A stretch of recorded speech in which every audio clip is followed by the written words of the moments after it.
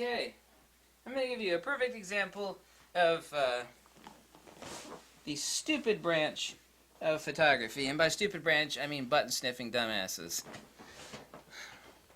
70% of which are Sony shooters. Now, there's this oddball old lens made way back in the day. Say Meyer Optic Görlitz Telemeter 180mm 5.5. Isn't that a fast lens? 5.5. First thing I would like you to do is to click on the 2 or 3 image samples below from this lens. Now, this is a big old I've got one of these lenses. Usually sell for like $200, a little less than that. Yeah. 5.5, not a fast lens, big, obnoxious, heavy lens. Whew. Now, this is a comment. Someone was asking about this lens, and I've seen a few comments about this lens. By the way, this lens produces bubble bokeh just like the Meyer Optic Trio Plan 100mm 2.8, or even the 50mm Trio Plan. Here's the comment. Now, none of those Trio Plans, nor is it Telemeter 180, incredibly sharp. They're plenty sharp, actually. They're sharper than average for the older lenses, but the Meyer Optic is a comment from somebody on a photography board. Could be diaper review. The Meyer is okay, but not brilliant. And this is from a long time. It's like one of the hardcore people. And it's just not one person. There are tons of people like this. The Meyer Optic is not brilliant, this Telemeter 180. It has busy, out-of-focus highlight problems. Now, as far as the artistic side of photography, I hope Matthew Stern is watching this. Bonjour, monsieur, mon ami. I'm not making fun of the French. I love Matthew Stern's channel. He's the French dude, talks about old lenses. Now, when someone says this lens, and please, God, if you haven't clicked on the image samples below, please click on them. It says, this has busy, out-of-focus highlight problems. That's like saying a Salvador Dali painting has really crappy problems with reality. You know, like the dripping clocks and, you know, like the weird elephants on stilts and, I don't know, like jackrabbits, like, sticking out of people's bums. You know, just really weird stuff, right? Pretty sure art is not the domain of the slide ruler and the button sniffer. Now, if you don't think the two images below... Now, personal tastes are personal tastes. But if you don't think the two images below from this lens are not absolutely incredible, ethereal, dreamy, and beautiful, then you might need your eyes checked, and you might not have a very good eye for art. Do you see my point? These are the sort of people that actually destroyed photography. What do you mean destroyed photography? These are the same button-sniffing morons. Now, it's good to improve stuff. Right? It's good to improve stuff. Well, if it's so good to improve stuff, then, you know, why are some of the finest boats, you know, still wooden tillered, you know, and they're incredibly expensive. You know, there's different ways of approaching stuff. If you want to get into technical photography where a lens has no chromatic aberration, no vignetting, the highest resolution possible, but in the process you've totally bleached it of all character and quality. You know, it's kind of like the women that you would see, like, out in Los Angeles. They, like, all have breast jobs. They all have inflated lips. They're all wearing mini skirts, high heels. It's like, wow, you know, all these ladies are beautiful, or something like that. They all look the same. Isn't that wonderful? Everything is just like 10 by 10 perfection. Everybody walking around is trying to look like a Barbie doll. Perfection is boring. That must make me really exciting, right? Because I'm very, very far from perfect. You know, do you understand what I'm actually saying in this video? If you don't, then, I don't know, you might have your ears closed. How could someone say something like that? The lens is not sharp. Resolution is not everything. My favorite images are blurry. You ever look like the best images from the 1910 to 1960s? The very best of those images are grainy as hell. A lot of them are blurry as hell. Those are the most famous award-winning images. Every time someone's talking about, how sharp is it? How sharp is it? How sharp? Like a parrot. How sharp is it? How sharp is it? You know, you just look at them like, what the? I got tons of Zeiss lenses. I got the sharpest Nikkor lenses. I don't know what I got, but it's over 400 lenses. The best of the best, including old stuff like this. Here's a Jupiter lens made in Russia. Nothing beats Russian quality. By beats it, I mean there's nothing crappier than Russian quality. These lenses are highly desirable by people that know what the hell art is. Yeah, please, like I said, if you haven't looked at the images below, this is just a perfect example of, these are the people that destroy photography. They really are. I mean, we got so addicted to crap. What the hell happened, Absence is presence. Imagine a lens that were like fine art nude photography. And here's where you need to follow me, okay? Fine art nude photography. Now, I don't like porn, which I might be one of the few guys that doesn't like porn. I really don't. You don't have to believe me.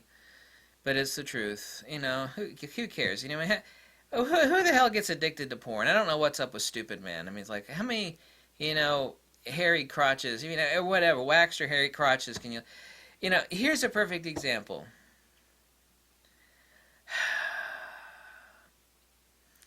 Now, I remember this from being a teenager. Penthouse used to take all these images. They're blurry images, like they smeared Vaseline on the lens, right, on the front filter. You didn't see details. You had impressions of exquisite beauty. I mean, they were not really blurry, but I mean I remember that. And let's just say, where is the art lost? I mean, the mind does not work off presence, or it works off absence. Which is more enticing? Actually, this is something you can actually do. You could set up a blind test of men and women and show them like the same woman. She's really gorgeous. You could show her full frontal nudity. Bam! Perfect exposure from her bosom to her crotch. And it's like, that's pretty raunchy. That's like Hustler. It's like, yeah, she's beautiful. It's boring, dull. I can see everything. Everything's sharp. Now, imagine just a little sliver of light pouring through the window, and they're spread across the bed. You just see a hint of leg, a hint of the rib cage. 75% plus of the image is dark. You have no idea.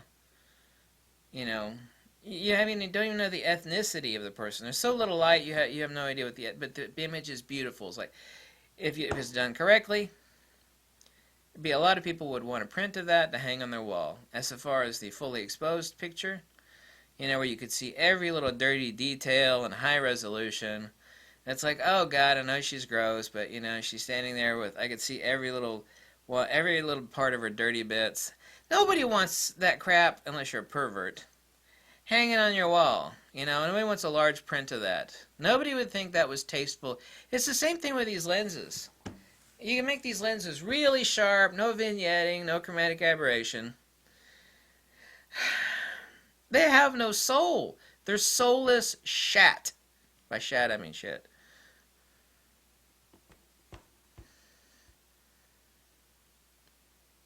These are the same sort of people that would like taking the most expensive current multi-million-dollar impressionistic paintings and surreal paintings of Dali and others, and they'd be like, this stuff sucks.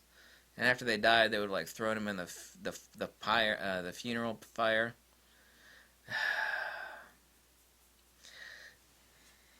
There is this branch of photography that really has its head up its ass. And they hang out photography boards, and they're guys that have a slide. They might have got a degree in mathematics, and the reason they love photography is so they can sit there and measure bait over all the little angles and nuances, and whip out their slide rules and like bubble levels on their tripod. Art and photography has nothing to do with sharp lenses, lack of vignetting. It has to do with composition and movement, how it moves a person. It either draws you in, pushes you away, or stops you. All of those things are equally valid. The net sum gain of a negative motion is the same as the net sum gain of a positive motion towards a photograph. They are moving photographs. Movement doesn't imply impel or repel. Movement just implies movement. And, it's some of the best, sharpest images in the world. Who gives a crap? Nobody wants to see that image again, much less print it, much less hang it on their damn wall. So, when I see comments like that, it's just like, that's just the perfect example of how stupid these morons are. That was my rant against button-sniffing photography. It pisses me off that people are that stupid, but, someone like that should get into technical photography, crime scene photography. In crime scenes, they lay down a little ruler. They're disposable because they get blood on them, right? They lay down little rulers and they take pictures of someone's severed head. When I worked at the camera store, B&H Photo, the police department would bring in these photos, and I'd have to look at them, and I'd have to choose exposure as the images went by, and I'd be choosing each picture. I'd go, gross, gross. Oh my God, that's gross, gross, gross, gross. That's technical photography. Okay, so all these people out there bitching, like this idiot on Diaper Review, they're idiots. You just said that the wonderful attribute of a lens is the problem of the lens. No. That's like saying that mole on, what's-her-face? The chick that keeps getting younger the older she gets. What's her name? Cindy Crawford. There you go. She got a big mole on her. Yeah, the problem with that broad is she's got that big old black mole sitting on her lip.